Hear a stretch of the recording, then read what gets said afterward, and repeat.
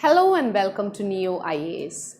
Today we are going to deal with reading comprehension, which is an important part in CSAT. Each year, around 26 to 30 questions are asked from this section. Many of the candidates find it difficult because of its time-consuming and tricky nature. But if a proper strategy is followed, these questions can be easily tackled. So let's get into the topic. First of all, what is comprehension? It is the ability to understand something. In reading comprehension, a passage will be given, and based on that passage, you have to answer the questions that follow. The questions aim to test your ability to read and understand what the writer intends to say, grasp the main idea, draw inferences, and understand the inherent assumptions. Things to remember while doing reading comprehension. Budget your time for each passage. When it comes to comprehension in exam, the time is limited and hence reading speed is an important factor. Don't spend too much time on a passage. Move on if you cannot find the answer. Try to understand the gist of the passage rather than comprehending word by word, and never get stuck anywhere in the passage to understand the meaning of a particular word. Your focus should be on the idea and not on the words. And if you come across a difficult word that is unknown to you, you can link it with the context so that you will get a contextual meaning. And remember one thing, you should restrict your thoughts to the passage. Do not make any assumptions of your own, but your focus should be on the given information. Now, what are the steps to be followed while answering reading comprehension questions? The very first step is read the passage quickly, but your aim should be to comprehend the passage. Make sure that you concentrate on what you read. Mark the keywords. If you underline the keywords, it will be easier for you to find the answer. Make quick notes or flowcharts if necessary, and it is highly optional. Go through the questions. Generally, two strategies are followed regarding reading questions. One is read the passage first and then move on to the questions that follow. Second strategy is make a glance through the questions first without reading the options. Just skim through the questions and then move on to the passage so that you can scan for the particular information when you read the passage. You can choose whatever is convenient to you. Mark the answer using elimination method. There are several techniques, but these techniques should be cautiously applied because there are exceptions. So here, the first technique is avoid misleading generalizations and specifications. An information is specifically mentioned in the passage, and when it comes to the options, it may be generalized, and it may come vice versa also, where a generalized information in the passage will appear specified in the options. Be cautious about extreme words that appear in the options like all, always, everything, nothing, never, few, more, less, etc. For example, 2 or 3 reasons are stated in the passage as the cause of something, and in the options you will find a statement X is the only reason for this. So it's sure that the option is or the choice is wrong. Statements that oppose the passage or invert the logic of the passage. Sometimes they trick us with statements that uses the same keywords as in the passage. But if you read carefully, you will find that the statement is against the logic of the passage. It might have misplaced the words or have added a new word that may alter the sense of the passage. Like there is a statement in the passage, experienced candidates are given priority for the job. The statement will be altered in the options. The job requires experienced candidates. According to the passage, the job doesn't demand experienced hands, but it says that experienced candidates will be given priority. So, the option is wrong. Now, let's look into the types of questions asked in reading comprehension. The most common and easiest question asked is the main idea question. So, as the term indicates, main idea refers to the central theme of the passage or the primary purpose of the passage. Common questions include: what is the main idea that you can infer from the passage? Which among the following would be the most appropriate title for the passage? So the title, you know that it is linked to the main idea. Then, what is the crux of the passage? Crux means what? Crux refers to the serious or important point at issue. It also revolves around the main idea. Another question is: which among the following appropriately summarizes the passage? Summary is the overall idea. It is also linked to the main idea. Another type of question is message. What is the message conveyed by the author? Message is the point that the writer wants the readers to take away, like the message of a story. Next is factual questions. Factual questions are questions based on the facts provided. They are comparatively easy. You can find the answer directly from the passage, but it may be tricky for sometimes the options may look somewhat close to each other. So you should be careful while choosing the answer. Then there will be inference-based questions. What is an inference?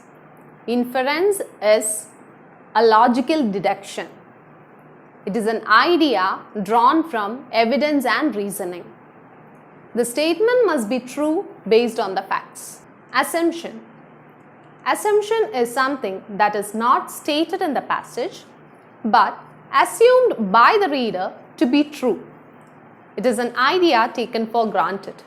Then there will be a question like: which one of the following is the most important implication of the passage? So implication.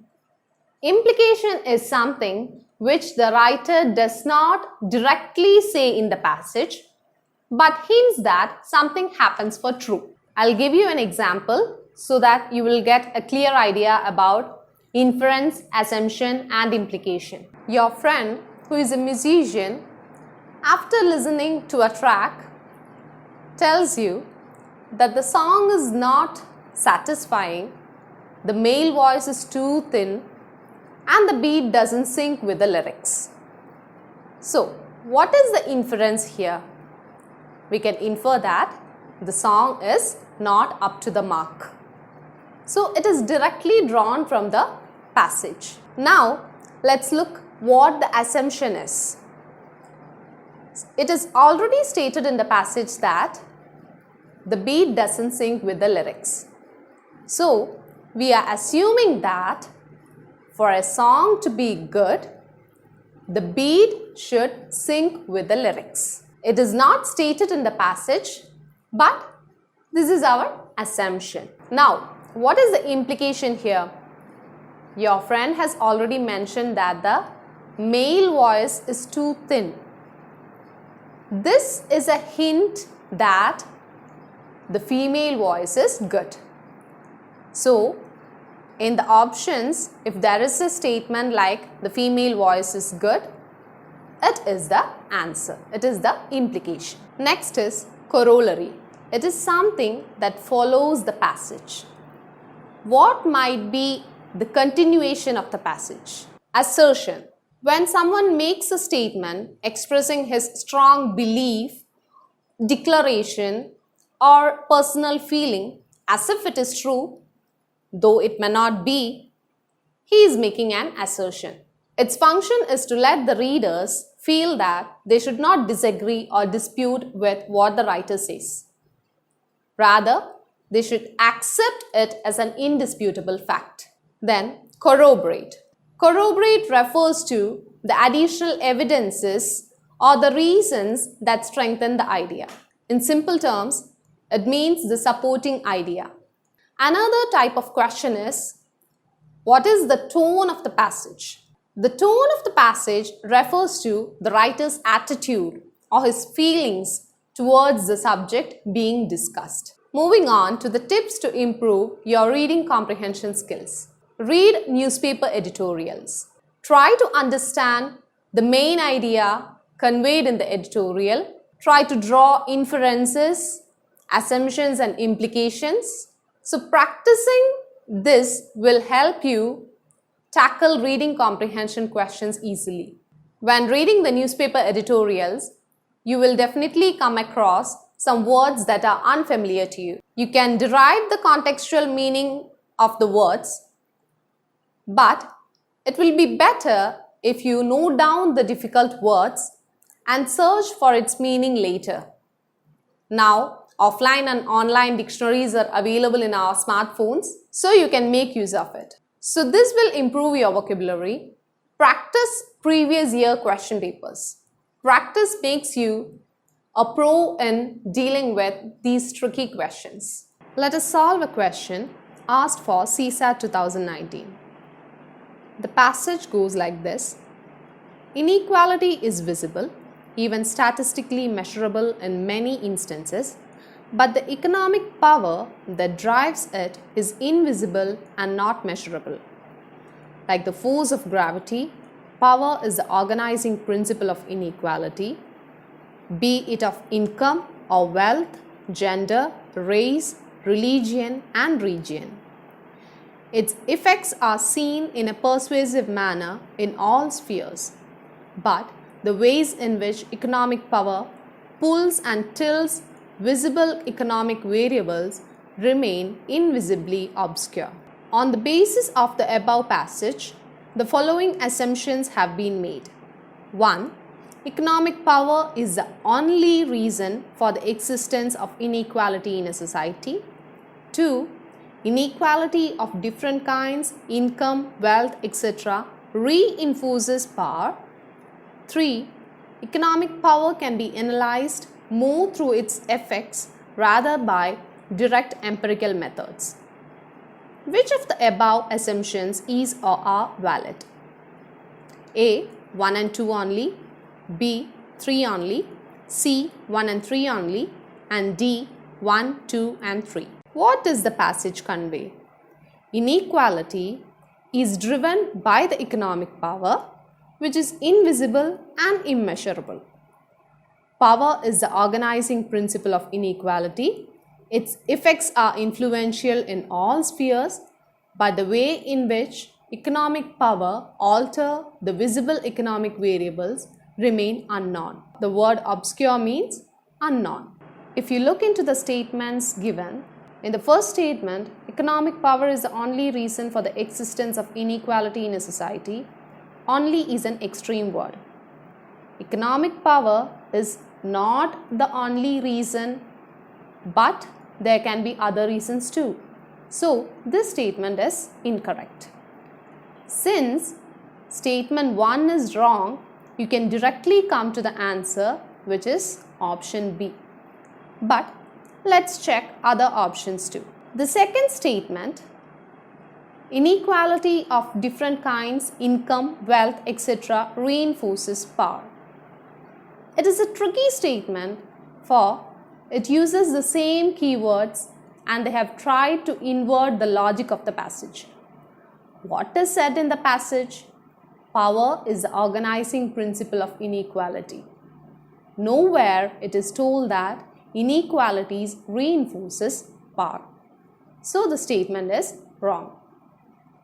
For the third statement, economic power can be analyzed more through its effects than by direct empirical methods.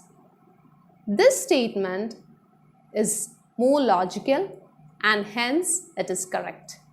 So, only statement 2 is correct. So, the answer is option B. So, This brings us to the end of this video. Thank you.